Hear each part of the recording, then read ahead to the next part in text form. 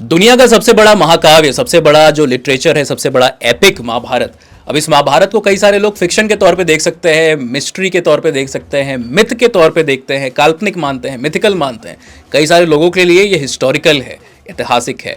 आप इसको जो कुछ भी मानते हो ना, लेकिन इसको पढ़ना अपने आप में एक अनुभव है। अब इस दुनिया के सबसे बड़े महाकाव्य के अंदर में एक महायुद्ध हुआ है, जिसको दुनिया के सबसे बड़े युद्ध के तौर पे देखा गया है। दुनिया भर के बड़े बड़े वॉरियर्स इसके अंदर में पार्टिसिपेट कर रहे हैं। सवाल उठता है कि भाई इसमें सबसे ताकतवर योद्धा कौन है, सबसे पावरफुल योद्धा कौन है ना। और इसके डिस्कशन के समय सब लोग अपनी अपनी टीम ले लेते हैं। जैसे हम मूवीज को देखते हैं ना, आप एवेंजर्स को जब देखते हो, एवेंजर्स के अंदर में आपके अलग अलग फेवरेट किरदार हो सकते हैं। किसी को आयरन मैन बहुत पसंद हो सकता है, किसी को थॉर पसंद हो सकता है, किसी को कैप्टन अमेरिका पसंद है, तो किसी को स्पाइडरमैन पसंद है। तो सबकी अपनी अपनी वहाँ पर चॉइस है। इसी तरीके से महाभारत के युद्ध में कोई बर्बरीक को सबसे ताकतवर मानता है आजकल। एक टेंडेंसी होती है ना ह्यूमन के अंदर में, हमें जब कुछ नई चीज़ पता चलती है और कुछ ऐसी चीज़ होती है जो कि थोड़ी सी अनकॉमन है, तो हम ज़्यादा उसको पुश करने की कोशिश करते हैं। अनपॉपुलर बिलीव जो होते हैं ना, उसको हम पॉपुलर करने की कोशिश करते हैं। तो बीते कुछ 10-15 साल में जब से इंटरनेट का एक्सेस आया है, लाइक इतना आसान हो गया है लोगों के लिए, और लोगों ने कई तरीके के जो व्हाट्सएप फॉरवर्ड्स हैं, मैसेजेस हैं, या कई बार जेन्युइन कंटेंट भी होता है, उसको पढ़ते हैं वहाँ पर, और उसके बेसिस पे एक आइडिया फॉर्म करते हैं कि भाई बर्बरीक सबसे ताकतवर था, उसके पास 3 बाण थे, उसके साथ में वो महाभारत का युद्ध जो है किसी पल में ख़त्म कर सकता था। कुछ लोग उसके पिता यानी घटोत्कच को भी वहाँ पर सबसे ताकतवर मान सकते हैं, ठीक है ना। कुछ लोग द्रोणाचार्य को, कुछ लोग कृपाचार्य को ताकतवर मानते हैं, कुछ लोग परशुराम जी जो डायरेक्टली जुड़े नहीं है महाभारत युद्ध के साथ में, उनको मान सकते हैं। कुछ लोग कहेंगे भाई कृष्ण जी, लेकिन कृष्ण जी भी लड़ाई तो नहीं कर रहे हैं महाभारत की, वो तो डायरेक्शन दिखा रहे हैं, सारथी हैं, गाइड के तौर पर काम कर रहे हैं। इसको छोड़ के कोई अश्वत्थामा का नाम लेता है, आजकल काफ़ी पॉपुलर है। इनफैक्ट एक तो मूवी बनी अभी, है ना, प्रभास अमिताभ बच्चन की जो मूवी आई थी कल्कि करके, उसके अंदर में भी वो पोर्ट्रेयल आपको दिखाई देता है। कुछ लोग यहाँ पर अभिमन्यु का भी नाम यहाँ पर लेते हुए आपको दिखाई देंगे। इन सबके बीच में एक ऐसा किरदार है ना, जो महाभारत के अलग अलग सेक्शंस के बीच में सबसे ताकतवर, सबसे पावरफुल किरदार दिखाई देता है, सबसे सेंट्रल किरदार दिखाई देता है। क्या होते हैं ये पर्व? देखिए, जैसे रामायण को आप पढ़ते हो ना, तो रामायण को अलग अलग सेगमेंट में बांटा गया है, और इन सेगमेंट्स को आप, इन चैप्टर्स को, इन यूनिट्स को आप एक तरीके से कांड के रूप में जानते हो। तो चाहे आपका बाल कांड हो, जो सबसे पहला कांड है, चाहे किष्किंधा हो, चाहे युद्ध कांड हो, चाहे उत्तरकांड, जिसको कई लोग प्रक्षिप्ति यानी इंटरपोलेशन मानते हैं कि बाद में जोड़ा गया, इसको बाद में ऐड किया गया, वो अपनी अपनी मान्यताएं हैं, आप क्या मानते हो और आप क्या मानना चाहते हो। इसी तरीके से महाभारत के जो अलग अलग सेक्शंस हैं ना, जो यूनिट्स हैं, या जो पूरा कंटेंट है महाभारत का, वो पर्व के अंदर में अरेंज है। यहाँ पर इन यूनिट्स को पर्व कहा जाता है। अब इसमें कई सारे पर्व को जब आप पढ़ोगे, देखोगे, जैसे उद्योग पर्व है, सभा पर्व है, अनुशासन पर्व है, शांति पर्व है। एक किरदार है जिसकी भूमिका काफ़ी सेंट्रल यहाँ पर दिखाई देती है, और वही एक किरदार है जो कि महाभारत का ट्रूली सबसे ताकतवर योद्धा भी है। ये एक ऐसा योद्धा है जिसके सामने देवता भी खड़े होने से थरथराते थे, कांपते थे युद्ध के मैदान में। और इसका जो वर्णन, महिमा मंडन किया गया है ना, वो किस तरीके से किया गया है, वाह वाह क्या बात है।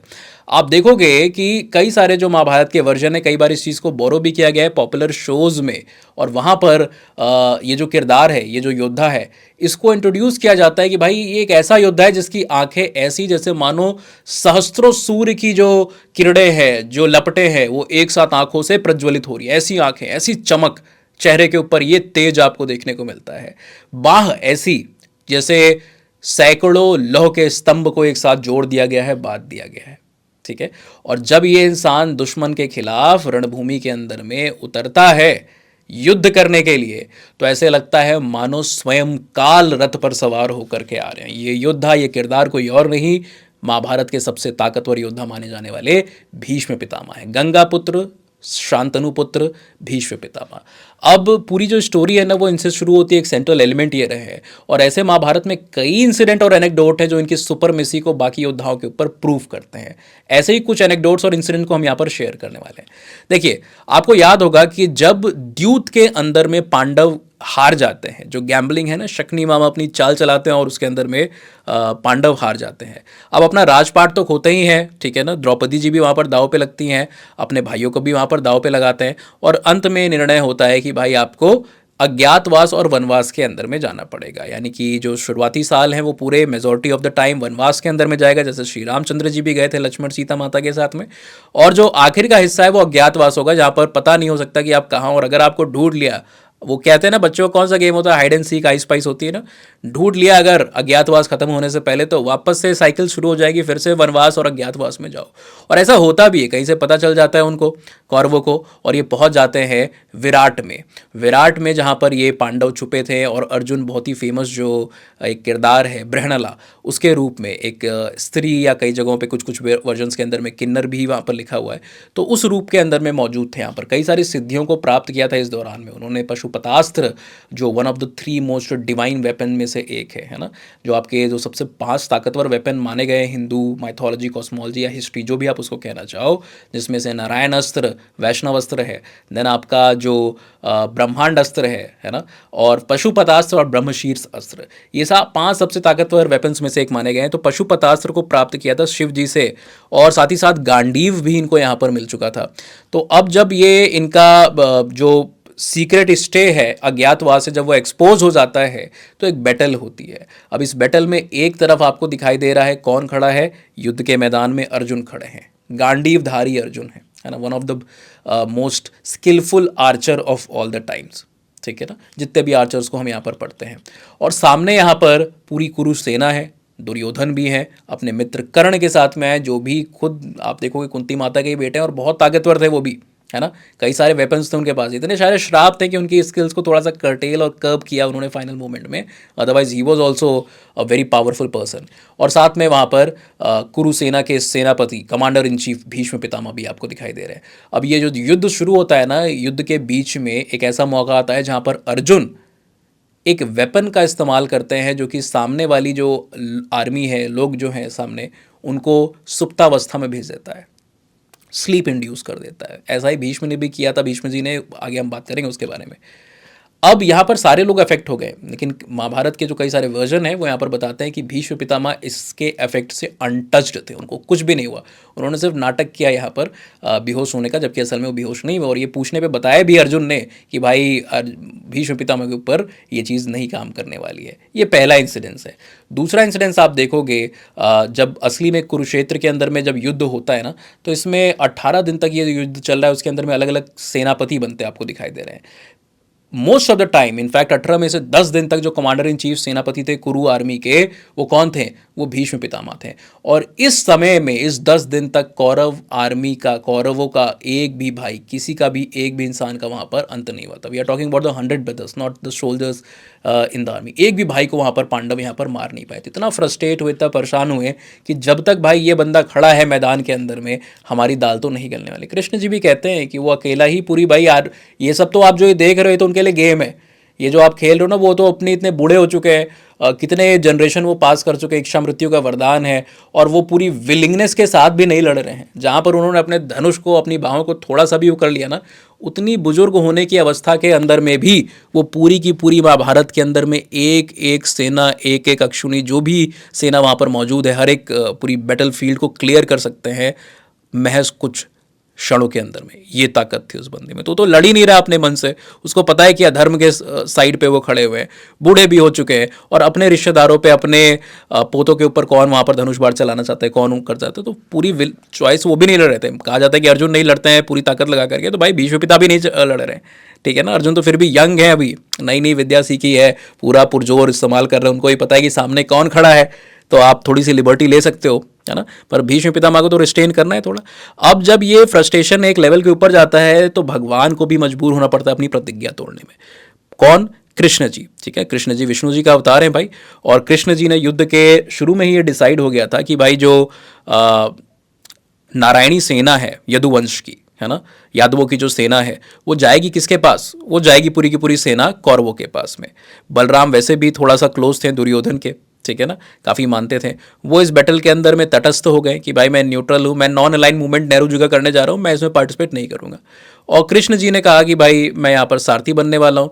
अब कृष्ण एक तरीके से इनडायरेक्टली उनका ये स्टेटमेंट था कि भाई ऐसा कौन ही योद्धा है जिसके लिए मैं यहाँ पर अपने शस्त्र को उठाऊंगा, है ना। भगवान के सामने किसकी चलती है? कोई टिकेगा ही नहीं, भगवान अगर हथियार उठा लेंगे तो, ठीक है। लेकिन भगवान को अपनी कसम तोड़नी पड़ी, अपनी जो शपथ थी वो तोड़नी पड़ी। एक तरीके से शपथ का जाना अपने आप में हार है। और क्षत्रिय तो वैसे भी कहते हैं ना कि भाई प्राण जाए पर वचन ना जाए। तो यहाँ पर अपने वचन को तोड़ना पड़ा। भगवान को अपनी वचन तोड़ने पे मजबूर करने वाला इंसान कोई और नहीं, भीष्म पितामह थे। उनके वेलर को देख करके, बैटल ग्राउंड में उनकी पावर को देख करके यहाँ पर फाइनली कृष्ण जी गुस्सा होते हैं, रथ से उतरते हैं और जो पहिया है ना उसको उठा लेते हैं और दौड़ पड़ते हैं, चार्ज कर जाते हैं भीष्म पितामह। तो ये भी उनका ये दूसरा एक ऐसा इवेंट है जहाँ पर उन्होंने बताया कि भाई भगवान तक को नहीं छोड़ रहे, भगवान तक को उनकी प्रतिज्ञा तोड़वा दी। जो सोच रहे थे कि भाई कुछ कोई ऐसा है ही नहीं जिसके लिए मुझे शस्त्र उठाने पड़े, तो बताया कि भाई है कोई तो ऐसा है कि जिसके लिए आपको भी शस्त्र उठाने पड़ जाएंगे। ठीक है ना। अच्छा, तीसरा एक एनेक्डोट की हम यहाँ पर बात करते हैं। भीष्म पितामह गंगा जी और शांतनु के बेटे थे। अब शांतनु जी की एक शादी होती है, बाद में गंगा तो चली जाती हैं, गंगा माता। ठीक है ना। तो वहाँ पर सत्यवती के साथ एक फिशर वुमेन के तौर पे कई बार दिखाया गया, अलग अलग वर्णन है, उनके साथ शादी होती है। वहाँ पर एक बेटा होता है जो इनका एक तरीके से स्टेप ब्रदर है। ठीक है ना, विचित्र वीर है। अब विचित्र वीर की जब शादी का प्रस्ताव होता है तो ये पहुँच जाते हैं सभा में और 3 प्रिंसेस को उठा लेते हैं, 3 रानियों को। वहाँ पर स्वयंवर चल रहा है, क्या स्वयंवर वयंवर तुम लोग करो, अगर आर्यव्रत में कोई भी ऐसा है जो मुझे ये करने से रोक पाए, मैं तो तीनों प्रिंसेस को अपने भाई के लिए स्वेच्छा से ले जा रहा हूँ। आपकी रजामंदी हो तो बहुत अच्छी बात है, वरना अगर आप चाहो तो रोक सकते हो। अब वहाँ पर 3 प्रिंसेस में से ना एक प्रिंसेस थी अम्बा, और अम्बा को चाहने वाले उनके प्रेमी वहाँ पर थे शाल्व नरेश। उन्होंने थोड़ा अटेम्प्ट भी किया, लेकिन ये अटेम्प्ट सक्सेसफुल आपको नहीं होते हुए देखने को मिलता है। मतलब भीष्म पितामह की जो प्रत्यंशा है ना, धनुष की जो थ्रेड होती है, उसकी भाई जो टनकार है, उसकी जो साउंड वेव है, उसके सामने ही ऐसे कई सारे जो योद्धा हैं वो बिखर जाते हैं, ये उठा के लेते जाते हैं। और वहाँ पर फिर अम्बा जी कहती हैं कि भाई मेरे मर्जी के खिलाफ ये हुआ है। तो भीष्म पितामह कहते हैं भाई ये तो क्षत्रिय धर्म है, हम तो ज़बरदस्ती तो आपको रख नहीं सकते, तो आप जाओ।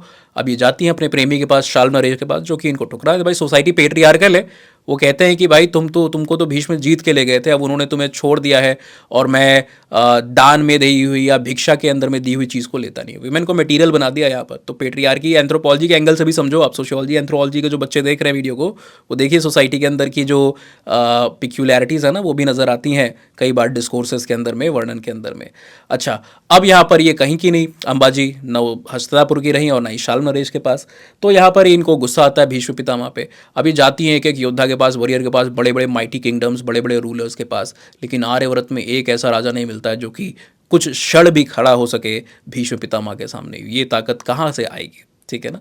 तो फाइनली इनको कोई बताता है कि भाई इनके गुरु के पास जाओ, और इनके गुरु तो कोई आम इंसान थे नहीं, वो तो खुद विष्णु जी का अवतार माने गए हैं, भगवान परशुराम, है ना। तो परशुराम के पास जाती हैं और उनको अपना पूरा दुखड़ा बताती हैं। परशुराम तैयार होते हैं और यहाँ पर युद्ध, ये युद्ध नंबर ऑफ डेज अगर आप देखोगे ना, तो ये महाभारत के युद्ध से भी ज़्यादा लंबे समय तक चला था। 2 ही लोग थे पर महाभारत के युद्ध, अब कोई जीत ही नहीं रहा, कोई हार ही नहीं रहा है। आखिर में अपने पूर्वजों के द्वारा ज्ञान प्राप्त किया हुआ एक ऐसा अस्त्र को यहाँ पर यूज़ करते हैं ना, जो कि पता नहीं था, एक सीक्रेट वेपन था जिसका नाम प्रश्वापन अस्त्र है। कई जगहों पे प्रासोपस अस्त्र भी लिखा होता है, जो पशुपतास्त्र से लोग इसको कंफ्यूज करते हैं, लेकिन जो मेनली इसका जो वर्णन है वो प्रश्वापन अस्त्र है। ये भी सिमिलर टू जो हमने विराट पर्व में डिस्कस किया था, स्लीप को इंड्यूस करता है। जो लोग हैं ना, जो भी वहाँ पर मौजूद है, जिसके ऊपर भी इसको चलाया जा रहा है, उसके अंदर में स्लीप को इंट्रोड्यूस। और युद्ध फील्ड गई, बैटल फील्ड जो है ना, युद्ध जो भूमि है, वहाँ पर अगर सुप्तावस्था आ गई तो उसको वहाँ पर एक तरीके से इनडायरेक्टली हार माना जाता है। परशुराम खुद कहते हैं कि हाँ मैं तुमसे नहीं जीत सकता हूँ, मतलब भगवान का अवतार खुद मान रहा है कि भीष्म पितामह के सामने वो चीज़ नहीं हो सकती। अच्छा, भीष्म पितामह कहाँ से आए, इनके जो बैकग्राउंड की स्टोरी है वो भी बहुत इंटरेस्टिंग है। अगर आपको सुननी है, जाननी है, तो चैट बॉक्स के अंदर में, कमेंट सेक्शन के अंदर में ज़रूर बताइएगा। हमारे कल्चर, हमारे ट्रेडिशन की जो डेप्थ है ना, वो इतनी ज़्यादा एनरिचिंग है कि उसको पढ़ोगे आप, समझोगे आप, जानोगे ना, तो मतलब ये मार्वल फार्वल तो कुछ है ही नहीं उसके आगे में, है ना। तो इंटरेस्ट हो तो आप ज़रूर बताइएगा चैट बॉक्स के अंदर में, कोशिश करेंगे उसके ऊपर भी एक वीडियो बनाने की। और जुड़े रहिए हमारे इस चैनल द गफलत के साथ में। Religion, mythology, history, civilisation, politics, geopolitics से जुड़े हुए कई सारे कंटेंट, लेक्चर्स यहाँ पर आपको मिलने वाले हैं। हमारा एक और चैनल है द बैक बेंचर्स क्लासेस, उसके साथ भी आप जुड़ सकते हो।